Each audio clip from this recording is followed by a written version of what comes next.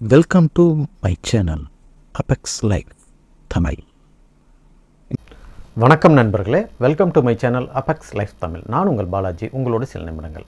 இன்றைக்கி நம்ம என்ன தலைப்பு பற்றி பார்க்க போகிறோம்னா, கேட்பதெல்லாம் உண்மையா நன்மையா அப்படின்றது தான் தலைப்புங்க. வாங்க பார்க்கலாம். இப்போது இன்றைய சூழ்நிலையில் பார்த்திங்கன்னா, நம்ம தினமும் நிறைய விஷயங்களை கேள்விப்படுறோம்.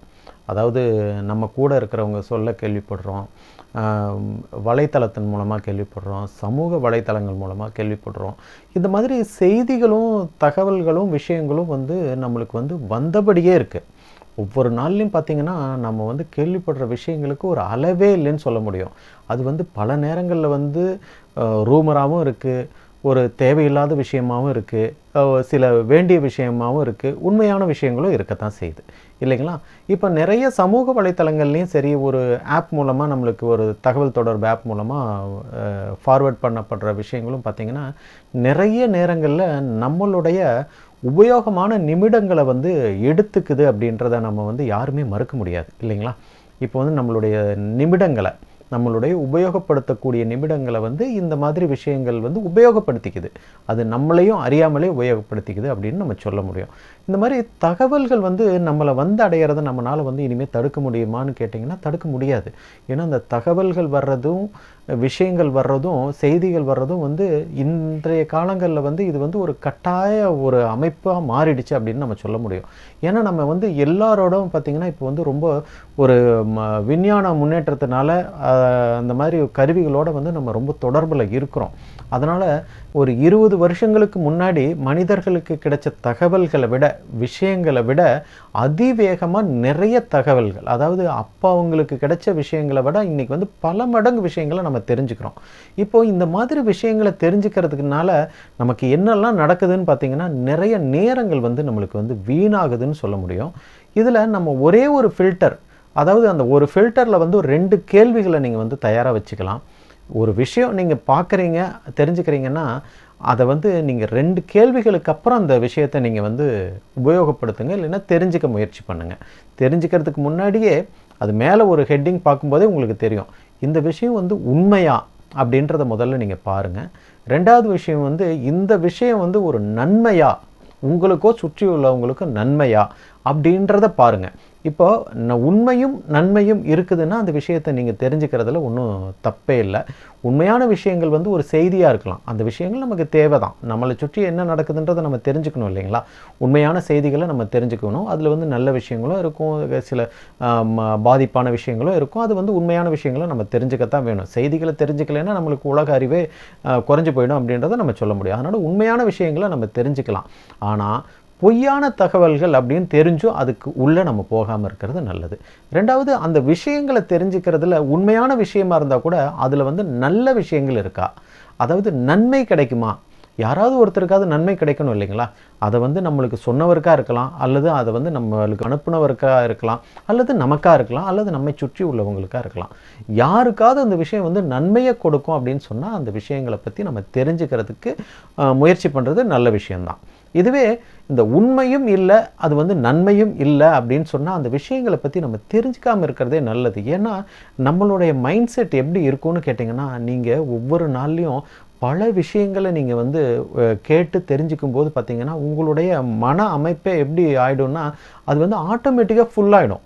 அன்னைக்கு தேதிக்கு உங்களுக்கு காலையில் எந்திரிச்சதும் உங்கள்கிட்ட ஒரு எனர்ஜி இருக்குது, உங்களுடைய ஆற்றல் இருக்குது அப்படின்னு சொன்னால் நீங்கள் இந்த மாதிரி விஷயங்களுக்காகவே உங்களுடைய எனர்ஜியை நீங்கள் செலவு பண்ண ஆரம்பிச்சிட்டிங்கன்னா, நம்ம மனித ஆற்றல்ங்கிறது ஒரு குறிப்பிட்ட அளவு தானே இருக்கும். ஒவ்வொரு நாளும் நம்ம இந்த மாதிரி வேலையை செய்கிறதுக்கு தானே நம்மக்கிட்ட ஆற்றல் உருவாகுது அப்படின்னு நம்ம சொல்ல முடியும். ஒவ்வொரு நாளும் நம்மக்கிட்ட புதுப்பிக்கப்பட்ட ஆற்றல் உருவாகும் போது நம்ம நல்ல விஷயங்களுக்கு, நமக்கு உபயோகமான விஷயங்களுக்கு அந்த ஆற்றலை பயன்படுத்துறதுக்கு முயற்சி பண்ணணும். இந்த மாதிரி தேவையில்லாத விஷயங்களுக்கு, உண்மை இல்லாத விஷயங்களுக்கும் நன்மை இல்லாத விஷயங்களுக்கும் நம்மளுடைய ஆற்றல் நம்ம செலவு பண்ணால் என்ன நடக்கும்னு கேட்டிங்கன்னா, நம்மளால் செய்ய வேண்டிய விஷயங்களை நம்மளால் செய்ய முடியாமல் போகலாம். நேர விரயம் ஏற்படலாம், நம்மளுடைய திறமை வந்து அந்த இடத்துல பயன்படுத்த முடியாமல் போகலாம், நம்மளுக்கு வந்து மன உளைச்சல் கூட ஏற்படலாம். சில பொய்யான தகவல்களை கேட்டு நம்ம நிறைய நேரங்களில் பொய்யான தகவல்களை கேட்டு அதை வந்து நமக்குள்ளேயோ நம்மளுடைய நண்பர்களுக்குள்ளேயோ அல்லது நம்ம பக்கத்தில் இருக்கிறவங்களுக்குள்ளேயோ அதை பற்றி டிஸ்கஷன் பண்ண ஆரம்பிச்சிடுறோம். இது பாருங்களேன் எவ்வளோ பொய்யான விஷயம்னு இருக்குது, நம்ம அதை பற்றி நம்மளுக்கு அனுப்பிச்சிருக்காங்க பாருங்களேன் அப்படின்னு சொல்லிட்டு அனுப்புகிறவரையும் நம்ம திட்டுறோம் இல்லைங்களா. மூன்றாவது நபர் அவர் வந்து தெரிஞ்சு அனுப்புனாரோ தெரியாமல் அனுப்புனாரோ தெரியாது, அனுப்புனவரை நம்ம திட்டுறோம், அதை வந்து டெலீட் பண்ணுறோம். அப்போ வந்து நம்ம 2 பேரும் பேசுகிறோம் அந்த விஷயத்தை பற்றி, இது தேவையில்லாமல் அனுப்பிச்சிருக்காங்க அப்படின்னு. இப்போது அந்த ஒரு நிமிஷம் பேசினாலும் அந்த ஒரு நிமிஷத்தினுடைய ஆற்றல் நமக்கு வந்து வீண் தான் இல்லைங்களா. அதனால் இது வந்து உங்களுக்கு தேவையில்லாத விஷயம், உண்மையில்லாத விஷயம் அப்படின்னு தெரியுதுன்னா நீங்கள் அந்த நிமிஷத்தோடவே அந்த விஷயத்தை வந்து டெலீட் பண்ணிடலாம். இல்லை அல்லது அந்த விஷயத்தை நீங்கள் அந்த இடத்துல டெலீட் பண்ண முடியலை அப்படின்னா நீங்கள் அந்த இடத்த விட்டு நீங்கள் நகர்ந்துடலாம், அந்த விஷயத்தை விட்டு நீங்கள் நகர்ந்துடலாம். அப்படி செய்யும்போது என்ன நடக்கும்னு கேட்டிங்கன்னா உங்களுடைய மனது பார்த்திங்கன்னா ரொம்ப இலகுவாக இருக்குங்க. எப்பவுமே நம்ம வந்து மைண்டை ஃப்ரீயாக, அதாவது மனதை இலகுவாக வச்சுக்கிட்டோம்னா மட்டும்தான் நம்ம வந்து ஆற்றல் உள்ள மனிதனாகவே நம்ம செயல்பட முடியும். நம்மளுடைய மைண்டில் வந்து நம்ம தேவையில்லாத விஷயங்களை ஸ்டோர் பண்ணி வச்சா, மைண்டும் ஒரு மெமரி கார்டு மாதிரி தான் இல்லைங்களா. இப்போ வந்து அதுக்குன்னு ஒரு கெப்பாசிட்டி இருக்குது, அதுக்குன்னு ஒரு கொள்ளளவு இருக்குதுன்னா நம்ம அதில் தேவையில்லாத விஷயங்களை ஃபுல் பண்ணி வச்சுக்கிட்டால் தேவையான விஷயங்களை ஃபில் பண்ணுறதுக்கு அதில் இடம் இருக்காது இல்லைங்களா. அப்படி தான் நம்ம எடுத்துக்கணும். இப்போ தேவையில்லாத விஷயங்களை நம்ம ஃபுல் பண்ணிக்கிட்டே வரோம்னா நம்மளால் எப்படி தேவையான விஷயத்தை ஃபில் பண்ண முடியாமல் போயிடும். அதனால் நம்மளுடைய மனதை வந்து நமக்கு தேவையானபடி நம்மளால் வந்து உபயோகப்படுத்த முடியாது. மனதினுடைய ஓட்டத்தின்படி தான் நம்மளுடைய எண்ணத்தினுடைய உருவாக்கங்களும் இருக்கும். நம்ம எண்ணம் உருவாகிறதே பார்த்திங்களா நம்மளுடைய மைண்ட் செட் எப்படி இருக்குதோ அதுக்கு தகுந்த மாதிரி தான் இருக்கும். அதனால் நம்ம எப்பவுமே எண்ணத்தை தெளிவாக வச்சுக்கணுன்னா நம்மளுடைய அதற்கு முன்னாடி நம்ம தெரிஞ்சிக்க வேண்டிய விஷயங்களை, நம்ம சூழல்லேருந்து எடுத்துக்கக்கூடிய விஷயங்களில் இந்த மாதிரி 2 ஃபில்டரை நம்ம வந்து பயன்படுத்தி தான் ஆகணும்.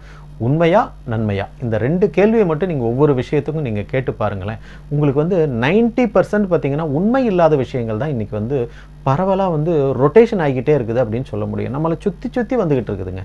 நீங்கள் டெய்லியும் பாருங்களேன், நீங்கள் ஏதோ ஒரு வருஷம் பல வருஷத்துக்கு முன்னாடி பரப்பப்பட்ட ஒரு பொய்யான நியூஸு, அது வந்து ஒரு சோஷியல் மீடியாவில் வந்துக்கிட்டு இருக்கலாம், அல்லது வந்து அது ஒரு மருத்துவ சம்மந்தப்பட்டதாக இருக்கலாம், அல்லது யாருக்காவது ஒரு நிகழ்ந்த நிகழ்வுன்னு இருக்கலாம். அது வந்து பொய்யான விஷயம்னு நமக்கு ஏற்கனவே நம்ம தெரிஞ்சிருப்போம், ஆனால் இன்னமும் அது நம்மளை சுற்றி வந்துக்கிட்டு தான் இருக்குது. இதுக்கு என்ன காரணம்னு கேட்டிங்கன்னா வேலை இல்லாத நபர்களும் இந்த உலகத்தில் இருக்கத்தான் செய்கிறாங்க. வேலை இல்லாத நபர்களுடைய வேலையே இதுதான் அப்படின்னு நம்ம சொல்ல முடியும். இது வந்து அடுத்தவங்களை வந்து குறை சொல்கிற மாதிரி தான் இருக்கும், ஆனால் உண்மைதான். ஏன்னா யாரும் பரப்பாமல் அந்த விஷயங்கள் வந்து வர்றதில்லையே, ஆட்டோமேட்டிக்காக வர்றதில்லை இல்லைங்களா. யாரோ ஒருத்தர் அதை வந்து முன்னெடுத்து பரப்புறதுனால தானே வருது. பழைய விஷயங்கள் அது உண்மையில்லாத விஷயங்கள்னு தெரிஞ்சோ அதை பரப்ப ஆரம்பித்தவருக்கு தெரியும் இல்லைங்களா அது உண்மை இல்லைன்னு. அவரும் ஒரு மனிதர் தானே. அந்த மனிதர் ஆரம்பித்தா அந்த ஒரு பொய்யான தகவலை பரப்புற ஒரு எண்ணத்தினால அது வந்து பரவ ஆரம்பிச்சது. அது வந்து உலகத்தை சுற்றி பரவிட்டு இருக்குது, நம்மளை சுற்றி பரவிட்டு இருக்கு அப்படின்னு நம்ம எடுத்துக்க முடியும். இதனால் நீங்கள் எந்த ஒரு விஷயத்துலையும் நீங்கள் கேள்விப்படுற விஷயத்தில் இந்த 2 கேள்வியை நீங்கள் கேட்க தவறாதீங்க. உண்மையா நன்மையா அப்படின்ற 2 கேள்வியை கேட்டு ஒவ்வொரு விஷயங்களை நீங்கள் தெரிஞ்சுக்க ஆரம்பிச்சிங்கன்னா உங்களுடைய நேரம் வந்து விரயமாவது தடுக்கப்படும். உங்களுடைய ஆற்றல் வந்து முழுமையாக உங்களுக்கு இருக்கும். ஏன்னா உங்களுடைய ஆற்றலை நீங்கள் எந்த அளவுக்கு பயன்படுத்துகிறீங்களோ அந்த அளவுக்கு தான் அந்த நாளினுடைய உபயோகத்தன்மை வந்து உங்களுக்கு அதிகமாக இருக்கும். ஒவ்வொரு நாளையும், அதாவது ஒவ்வொரு நிகழ்காலத்தையும் உங்களால் வந்து சிறப்பாக பயன்படுத்த முடியும். ஏன்னா சிறப்பாக நிகழ்காலத்தை பயன்படுத்தினாதான் எதிர்காலம் நமக்கு சிறப்பாக இருக்கும்ன்றது நம்ம பல நேரங்களில் பேசியிருக்கோம். அது உண்மையும் கூட இல்லைங்களா.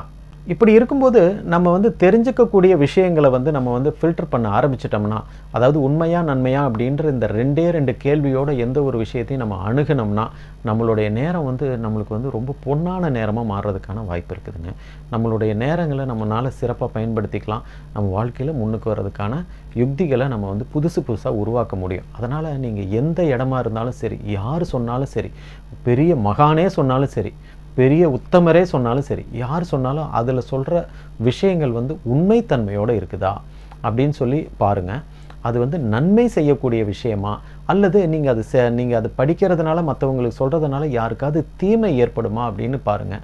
அதாவது அது உண்மையான விஷயமா இருந்தும் அது வந்து நன்மை செய்யாத விஷயமா இருந்ததுன்னா நீங்கள் அதை வந்து மற்றவங்களுக்கு நீங்கள் பரப்பணும் அப்படின்னு அவசியம் இல்லை, மற்றவங்களுக்கு சொல்லணும் அப்படின்ற எந்த ஒரு கட்டாயமும் இல்லை அப்படிங்கிறத நீங்களே புரிஞ்சுக்கணும். இது வந்து அவரவர்கள் எடுக்கிற முடிவு தாங்க. இது வந்து நம்ம சொல்கிறது பார்த்திங்கன்னா இது ஒரு பொதுவான கருத்து தான். இது வந்து என்னுடைய கருத்து இந்த மாதிரி இருக்குது, நீங்கள் வந்து இந்த விஷயங்கள்லேருந்து நீங்கள் வந்து தப்பிக்கிறதுக்கு நீங்கள் வேறு ஏதாவது ஒரு யுக்தியை கூட நீங்கள் கையாளலாம். நாங்கள் ஒரு சொல்கிறது வந்து ஒரு யோசனை தான், இதை வந்து நான் அறிவுரைன்னு எடுத்துக்க முடியாது, ஒரு யோசனைன்னு நம்ம வச்சுக்கலாம். இந்த மாதிரி செய்யும்போது பார்த்திங்கன்னா நம்மளுடைய செயல்திறன் அதிகரிக்கும். அப்படிங்கிறதுனால தான் இந்த விஷயத்தை சொல்லியிருக்கோம். நம்ம இன்றைக்கி பேசியிருக்கிற ஹெட்டிங் பார்த்திங்கன்னா நாம் கேட்பதெல்லாம் உண்மையா நன்மையா அப்படின்ற ஹெட்டிங்கில் தான் நம்ம பேசியிருக்கோம். இன்றைக்கி சொல்லியிருக்கிற விஷயங்கள் உங்களுக்கு பயனுள்ளதாக இருந்திருக்கும் நாங்கள் நினைக்கிறோம். இந்த வீடியோவை நீங்கள் உங்கள் நண்பர்களோடு நீங்கள் ஷேர் பண்ணுங்கள், எங்கள் சேனலுக்கு சப்ஸ்கிரைப் பண்ணுங்கள், சப்போர்ட் பண்ணுங்கள். நன்றி, வணக்கம்.